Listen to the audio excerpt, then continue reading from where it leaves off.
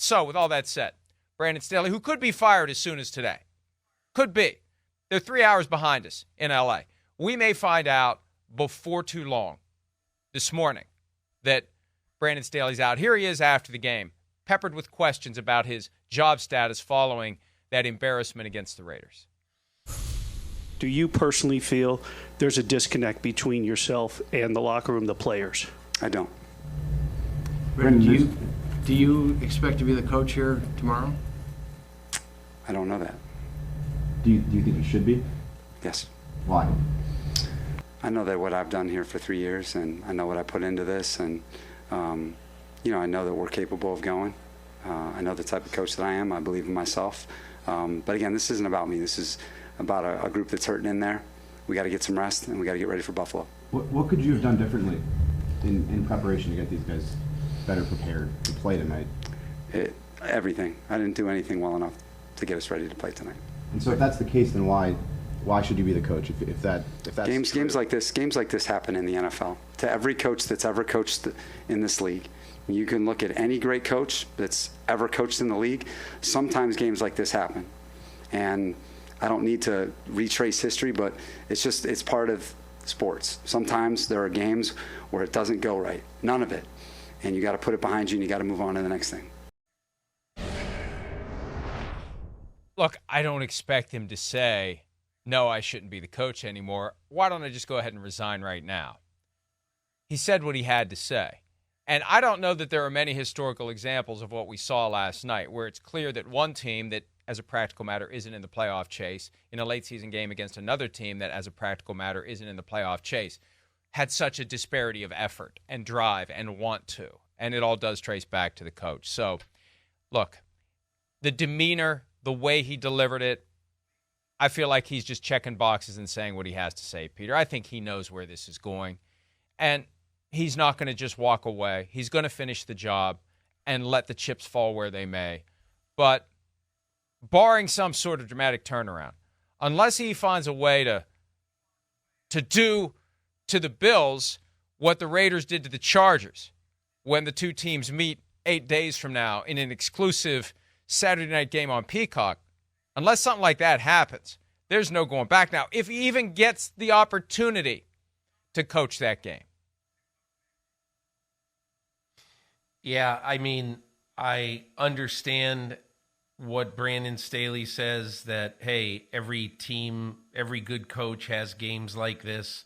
You know, the coach of the Denver Broncos, Sean Payton, who has done a great job with his team, gave up a 70-burger, in week 3 of this season to Miami, and now they're back. But I don't remember other than that. I mean, has Bill Belichick been beaten 900-0?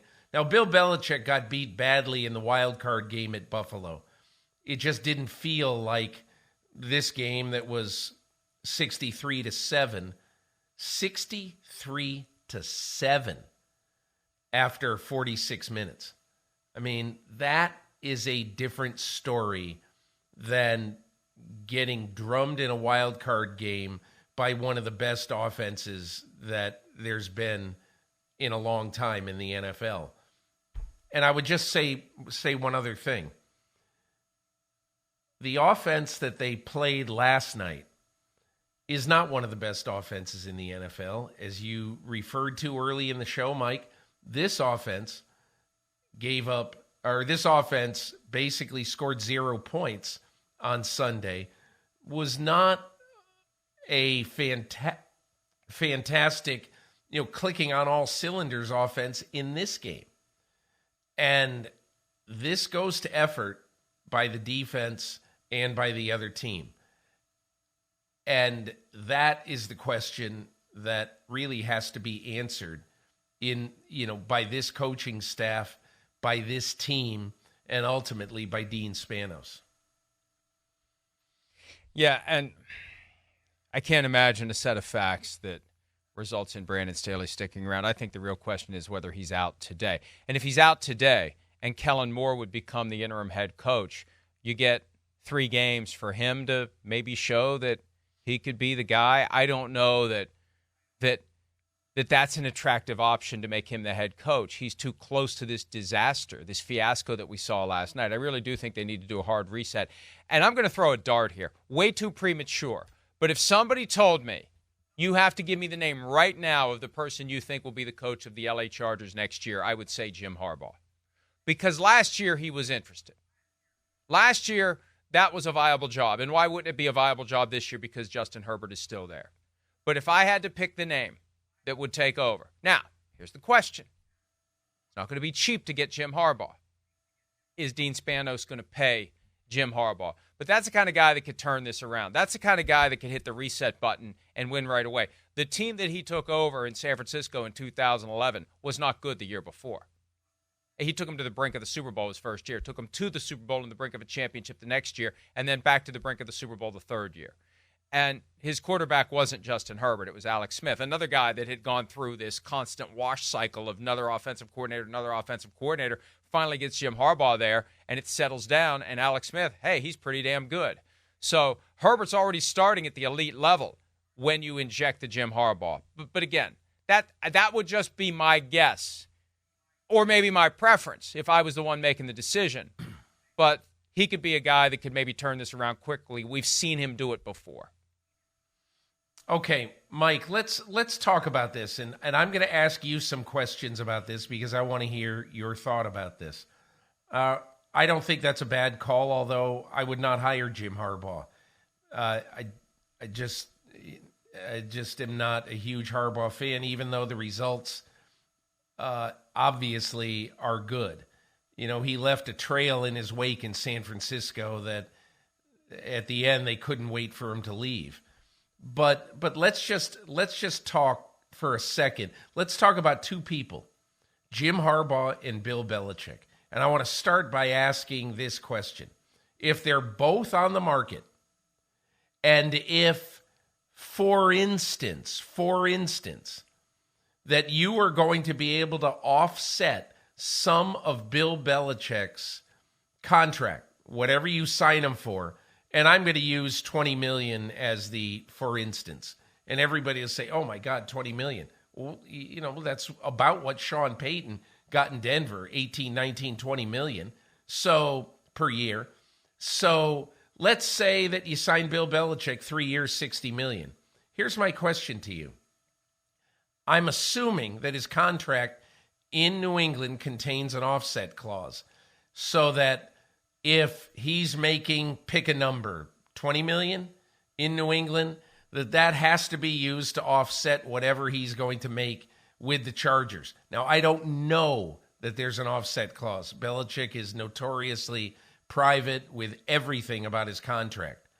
But in your mind, should that have anything to do with what Dean Spanos does? There's a hell of an assumption baked into that you have given me actually an idea on. And I'm going to make a hard right turn here because I've been thinking a lot about how Bill Belichick and Robert Kraft divorce. I have said this, and I wrote this yesterday, because Kraft seems to be determined to have a cake-and-eat-it solution where he moves on from Belichick and trades the balance of Belichick's contract to someone else. If that would happen, there'd be no offset obligation. Another team acquires the right to employ Bill Belichick. Now, my response to that, if I'm Bill Belichick, is I'm not playing that game. You either pay me to coach your team, and I'll gladly come back for one more year and keep doing what I've been doing since the year 2000, or you fire me, and you've got the obligation to pay me next year if I choose not to coach, or the excess over whatever I make somewhere else. You've given me an idea. You've given me the solution. This is what they need to do. They need to come together, and they need to agree that Bill Belichick gets to go wherever he wants. New team won't have to give up a first-round pick or whatever to get him from the Patriots, but the contract gets torn up, and Belichick gets nothing, and whatever he makes next year is from his new team, not from the pocket of Robert Kraft. What do you think of that as a solution? It's not a bad idea, but Mike, I believe my idea about the Belichick thing is that Kraft, and this is how I look at it, if I were Robert Kraft right now, I'd be thinking, you know, I should do the right thing with Bill Belichick. Look at what he did for this franchise. I'm not going to require compensation for Bill Belichick. I am just going to let him go because it's clear we want to move in a different direction. Bill Belichick still wants to coach. I don't want to make it difficult for him to coach. And there's something that feels a little seedy after what Bill Belichick has done for a quarter century for Robert Kraft. Something feels a little bit seedy to demand. First of all, this is what I think. If the Los Angeles Chargers have the 12th pick in the draft and Robert Kraft says, give us the 12th pick in the draft and you can have Belichick, I'd say, you're crazy. This guy's going to be 72 years old next year. How in the world do we know? Is he going to coach 1 year, 2? This is not like it's Sean Payton, and you know he's 59 years old when he gets traded, that he's coaching for the next. He might coach another 12 years. Look at how young coaches look. Bill Belichick looks right now like a 60-year-old man or whatever that would be. I don't know what he looks like, but he looks a lot younger than 71. I'll tell you that. But I would not trade. There's no way I'd trade a 1 for Bill Belichick. Absolutely not. Now, would I maybe give a 2? Maybe, if I had to. If I know that, look, in my opinion, Mike, Bill Belichick short-term with the Chargers is a better idea than Jim Harbaugh. That's just my feeling. And you know one of the reasons I feel that way? You remember at the time when everybody was talking about Jim Irsay at one of these iterations, when Jim Irsay was looking for a coach in Indianapolis, and I think it was before he hired Frank Reich, and the question was, hey, Andrew Luck would love to have Jim Harbaugh back. They were so good together at Stanford, all that. I heard that absolutely was not true and that Andrew Luck wouldn't have loved having Jim Harbaugh back. So you have to ask yourself the question, okay? If you've got a multiple future Pro Bowl, maybe all-pro quarterback in Justin Herbert, tell me, how do you want to handle it? Do you want to handle it with a guy who's going to be very hands-on with the quarterback, who's a former first-round quarterback, himself, and you really wonder if he's going to be a great mentor to Justin Herbert? Or do you want one of the greatest coaches of all time, even in his dotage, who will bring, theoretically, a guy who can coach the quarterback, you hope anyway, and I think for a short term, to put a huge Band-Aid on this organization, I'd rather have Belichick with someone on his staff who you hire to say, this is the next guy. This is a fascinating conversation because I'm going to disagree with some of what you said.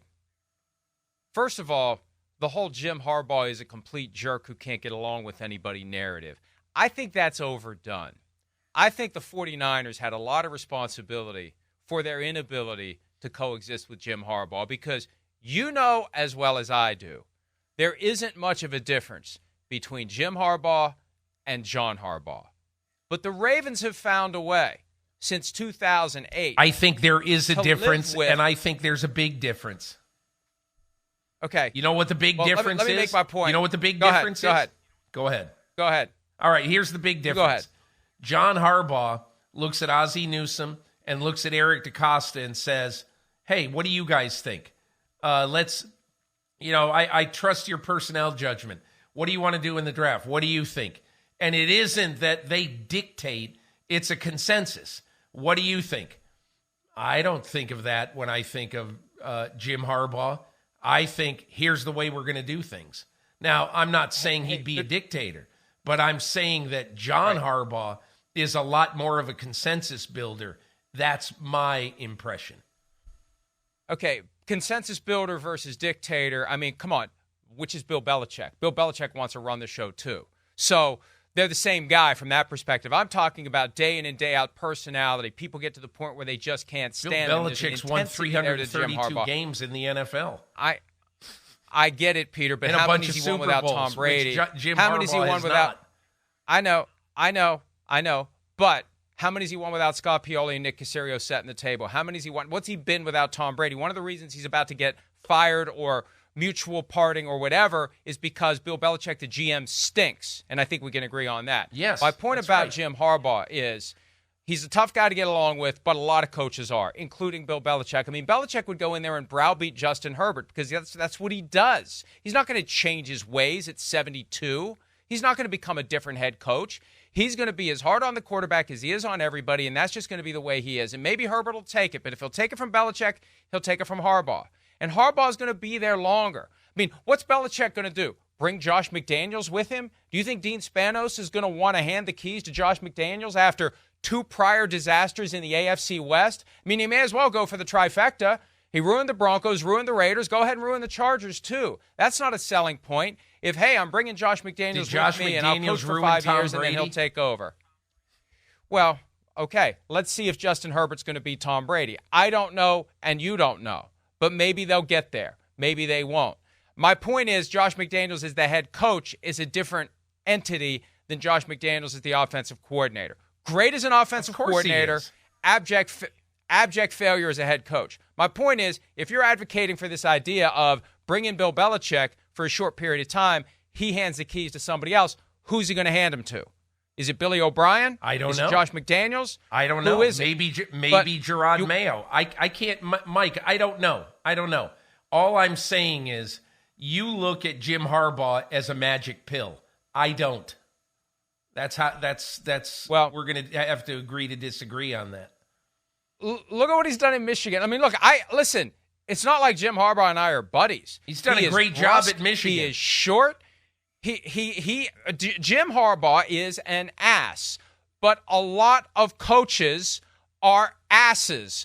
Different coaches have different degrees of ability to conceal it when they have to work with the media or anybody else, and I think that's the biggest difference between John and Jim. John knows how to put a little lipstick on it. Jim doesn't care.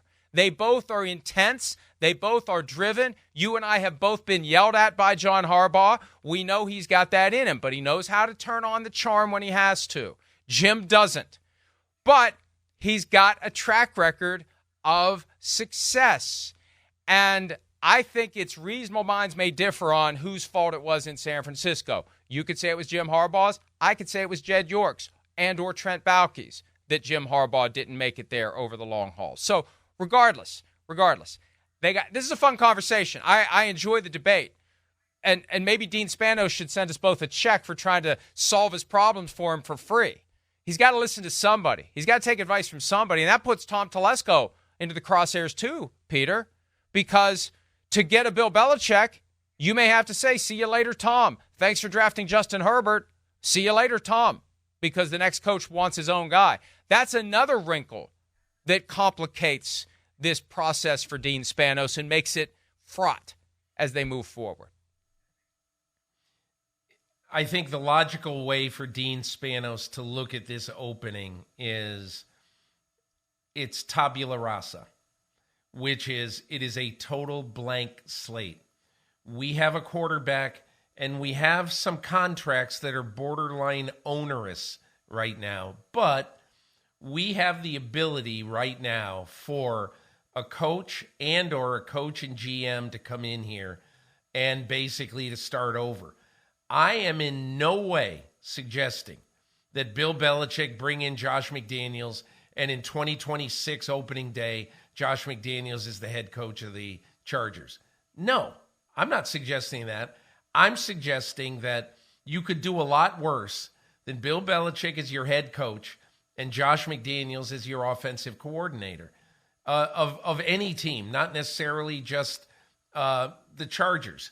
But the last thing I would say about all this is that I think you have to ask yourself, what kind of organization do we want? What kind of team do we want? We have a team right now that has an infection, and that has not played up to expectations. The one reason why I would approve Jim Harbaugh is that he would be a shock to the system. He'd be a shock to the system. And that is what this team needs right now. But Bill Belichick would be too. And it's possible that Ben Johnson or whoever else you look at will be a shock to the system. But what's needed right now with this team is transition to something new where the players clearly would believe in that system more than they believe in this current one. So what you're saying is Jim Harbaugh or Bill Belichick would be the junior mint into the open body cavity that would stave off the infection that's threatening to kill a Los Angeles That's Chargers. exactly what I would say. That's exactly. It's and sad. Who are you it's to play sad. God?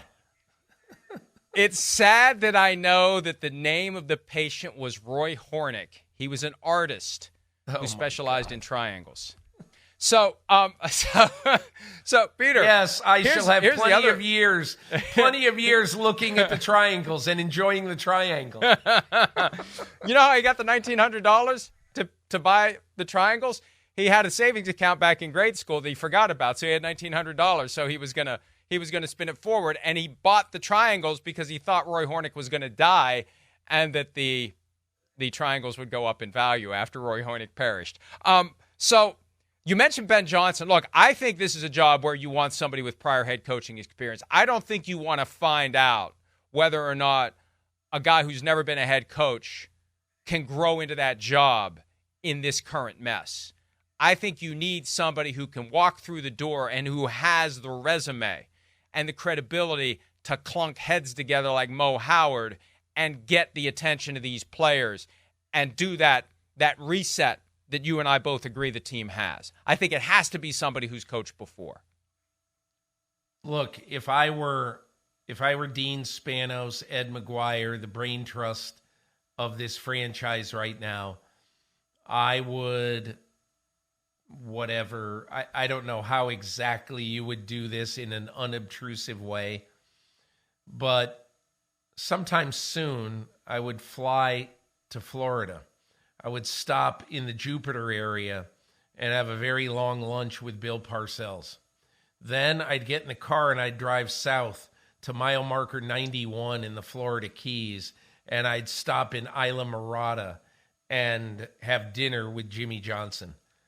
And I think you need to ask people who have done it well in multiple places and who have been successful and clunked heads in the process, because there are some people who don't like Jimmy Johnson. There are some people who don't like Bill Parcells. And you have to realize this is about unifying your team, but it's also about making a lot of unpopular decisions, which you're going to have to make. And both of those guys still, because I talked to both of them, both of those guys are still totally into what it takes to build teams and understand and have contacts inside multiple teams in the NFL. And to me, I would want to go out and pick brains of really, really smart people to get an idea of what could work best with your team. And Mike, you know what? Maybe at the end of the day, Jim Harbaugh is exactly the shock to the system that the Chargers will need, because he won't be afraid of doing things. As we speak, as you speak, it isn't necessarily the case that you want to hire a guy for the next 10 years. There are just some things about Harbaugh that really bother me. It bothers me that he's interviewing for a job a year and a half ago on National Signing Day at Michigan. And he's in Eden Prairie, Minnesota, or whatever it is, Minnesota now, Eagan, Minnesota, talking to the Vikings about a job, which he didn't get offered, by the way. And things like that bugs me. I mean, doesn't that bug you? On National Signing Day, he's interviewing for a job. That is just distasteful. It is. It's wrong. It's wrong. So, but he might be the shock to the system that this team needs. And it would be poetic to a certain extent if he ends up being the coach, because 2024 is the 20-year anniversary of when he became a head coach for the first time at the University of San Diego. Not that the Chargers are there anymore, but still, that's where they used to be. And right before that, he worked for the Raiders. So that's a way to tie it all together. Raiders, Chargers. Harbaugh went Raiders to San Diego, even though it wasn't the Chargers, and we'll see how that plays out. Hi, it's Mike Florio. Thanks for watching PFT on YouTube. Hit subscribe for the latest news and analysis from Pro Football Talk.